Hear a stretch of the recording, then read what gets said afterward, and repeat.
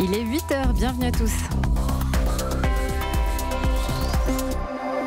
Et votre matinale info continue jusqu'à 9h avec Nikos Aliagas. Le journal présenté par David Decamp. Bonjour David. Bonjour Nikos, bonjour à tous. Et à la une de l'actualité ce matin. Bonne nouvelle, les patrons ont l'intention d'embaucher en 2019, mais trouveront-ils les bonnes personnes? Recruter, c'est parfois la croix et la bannière.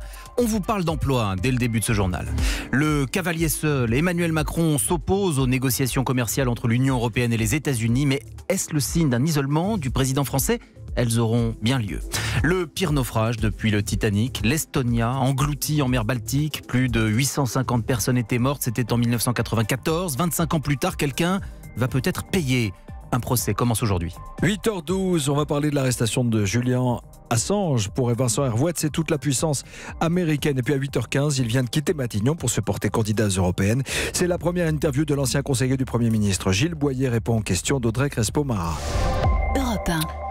Voilà une prévision qui donne envie d'espérer. L'enquête annuelle de Pôle emploi, les intentions d'embauche pour 2019 en forte hausse, presque plus 15%. Cela représente près de 350 000 projets de recrutement supplémentaires. Bonjour Axel de Tarlet. Bonjour. On a spontanément envie de se réjouir, mais c'est toujours le même problème, j'ai envie de dire Axel. Les patrons anticipent de fortes difficultés pour trouver les bonnes personnes. Oui, alors c'est vrai que ça peut paraître très paradoxal dans un pays qui compte plus de 5 millions de chômeurs, car les emplois sont là, mais pas les candidats. Effectivement, vous avez 50% des patrons qui disent éprouver de fortes difficultés à embaucher. Et le phénomène s'aggrave. L'an dernier, ça n'était que 44%. Alors pourquoi ? Eh bien, l'explication est double. D'une part, les patrons recherchent des profils bien précis, des compétences spécifiques qu'ils ne trouvent pas. Alors ça, c'est tout le problème donc de la formation. Et puis d'autre part, côté employeur, on a aussi le manque de motivation des candidats pour des métiers jugés difficiles, jugés pénibles, avec des horaires décalés. Et ça, c'est toute la question du travail qui ne paye pas ou pas assez. Et donc malheureusement, oui, nombre de ces offres d'emploi, 2 700 000, ne trouveront pas preneur. C'est là un frein évident à l'économie française. Axel de Tarlet pour Europe 1. Merci à vous Axel. Voici maintenant une initiative qui fait d'une pierre deux coups. Mais oui, cela se passe à Marseille. Un bâtiment public a été retapé pour pouvoir accueillir à la fois des sans-abri, mais aussi une quarantaine de start-up. Un seul endroit pour créer de l'activité économique et pour sortir les gens de la rue. Cela s'appelle Coco Velten. Reportage Nathalie Chevance. C'est un bâtiment de 4000 m², propriété de l'État, réhabilité et qui désormais ressemble à une fourmilière. À la cantine au rez-de-chaussée se croisent des entrepreneurs, des artistes, mais aussi des SDF comme Yassine. Il paie 50 centimes par jour pour une chambre qu'il loue dans les étages. Il a sa clé, sa boîte aux lettres, rien à voir avec une structure d'urgence. En fait, c'est comme une résidence. Je suis dans une grande maison. Ma chambre, elle est géante, quoi. J'ai un frigo, j'ai un placard où je peux garder mes affaires dedans, tranquille. Soulagé. C'est d'avoir une expérience de vie, une famille, ouais. Je peux m'avancer dans ma vie, quoi. Et l'émulation, il la trouve dans cet univers de coworking, d'échange avec le monde du travail. Une quarantaine de structures louent des bureaux à petit prix, 10 € le m². Aurore travaille sur le changement climatique, séduite par le lieu, l'expérimentation. Une niche foisonnante de structures de tout horizon, de pouvoir créer des liens, le tout sous le même toit et justement d'ouvrir notre monde à un public qu'on ne côtoie pas nécessairement, quoi. Le monde de la rue. Oui, tout à fait, oui. C'est un lieu de vie plus qu'un lieu de travail. Un bail pour 3 ans de cohabitation entre entreprises et SDF dans ce bâtiment ouvert au public qui sera ensuite revendu pour d'autres projets. Marseille, Nathalie Chevance, Europe 1. Et le gouvernement souhaite attirer la lumière sur cette initiative. Le Premier ministre Édouard Philippe se rendra sur place aujourd'hui. Le cavalier seul d'Emmanuel Macron. Oui, il y a d'abord eu cette position minoritaire sur le délai du Brexit. Et maintenant, le chef de l'État prend le contre-pied de la Commission européenne. Il dit non à l'ouverture de négociations commerciales avec les États-Unis. Pour lui, un pays qui a quitté l'accord de Paris sur le climat ne peut pas être considéré comme un partenaire de confiance. Avec nous, la correspondante d'Europe 1 à Bruxelles, Isabelle Horry. Tout cela, Isabelle, risque de donner le sentiment d'un isolement d'Emmanuel Macron sur la scène européenne ? Et oui, car la France seule n'a pas le pouvoir de bloquer les négociations. C'est un vote à la majorité des 27. Emmanuel Macron a beau plaider que l'Europe doit être exemplaire pour le climat et qu'elle doit faire entendre sa voix. Ses partenaires, eux, ont décidé de faire la sourde oreille. Alors ça fait des mois que ce dossier est dans les tuyaux. C'était une des conditions après l'armistice commercial conclu l'été dernier entre Donald Trump et le président de la Commission, Jean-Claude Juncker.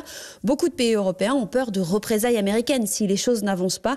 On sait, Berlin s'inquiète pour ses voitures, mais il y a aussi d'autres menaces venue de Washington, Donald Trump a lâché une salve de tweets qui visent Airbus, par exemple. Ceux qui veulent ces discussions pointent que la France a quand même obtenu des garanties sur l'environnement et que l'agriculture ne fera pas partie des négociations. Certains diplomates européens accusent Paris de faire de la politique intérieure à quelques semaines des élections européennes, argument balayé par l'Elysée. Parfois, en Europe, il faut assumer le rôle de vigie, dit-on dans l'entourage du président. Isabelle Horry, la correspondante à Bruxelles d'Europe 1. Merci Isabelle. Plus de 850 personnes avaient disparu dans les eaux noires et glaciales de la Baltique. Oui, vous parlez du naufrage de l'Estonia il y a 25 ans. Depuis, les familles essaient d'obtenir réparation et ce jour est peut-être venu. 1 millier d'ayants droit et de survivants réclament 40 millions d'euros d'indemnité au constructeur allemand du ferry, mais aussi à une entreprise française, Bureau Veritas, qui avait certifié ce navire. C'est le tribunal de Nanterre qui en jugera à partir d'aujourd'hui. Jean-Gabriel Bourgeois. L'Estonia, c'est la fierté de la toute jeune République balte. Comme tous les jours, le ferry quitte le port de Tallinn ce 27 septembre 1994. Mais en pleine nuit, à 1h22, l'équipage lance son premier SOS. This is Estonia. Mayday. Le bateau tangue et se retourne très rapidement. Plus de 700 personnes sont prises au piège. Les autres se jettent dans l'eau glaciale. En moins d'une demi-heure, le mastodonte de 150 mètres de long disparaît des radars.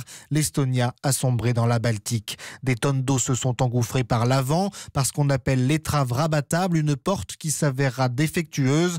Pour maître Maxime Cordier, qui défend les victimes, le Bureau Veritas, chargé de contrôler les équipements, était forcément au courant. Ils ont même fait un contrôle en cale sèche 3 mois avant le drame. On aurait dû s'apercevoir qu'il y avait un problème. Après le naufrage, l'intégralité de la flotte des étraves rabattables ont été soudées. Donc c'est bien que le Bureau Veritas a reconnu qu'il y avait un problème d'étanchéité de cette étrave rabattable. Aujourd'hui, le bateau repose toujours à 85 mètres de profondeur dans les eaux de la Baltique, une zone sanctuarisée dont l'exploration a été interdite par les autorités scandinaves. Jean-Gabriel Bourgeois pour Europe 1.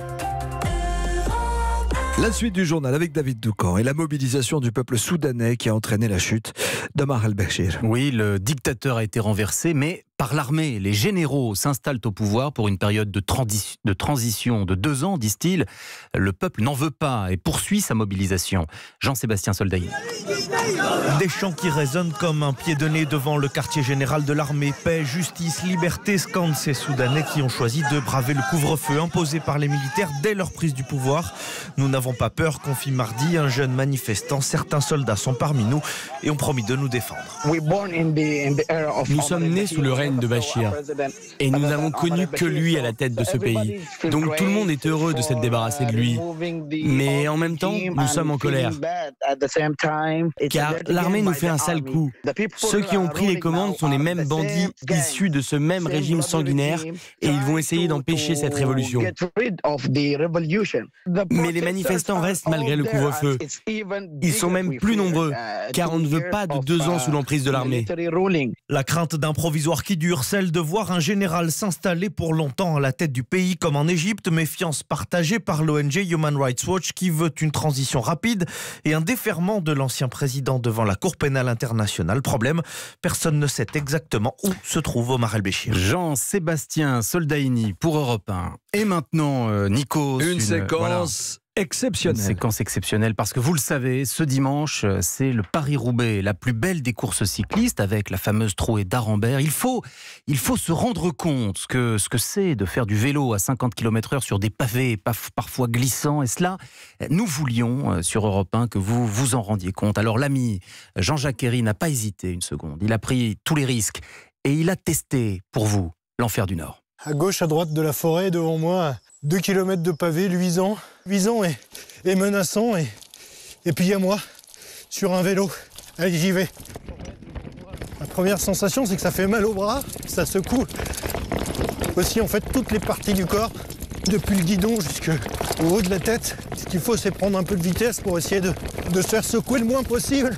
Il faut aussi rouler au milieu, c'est là que les pavés sont peut-être le moins disjoints.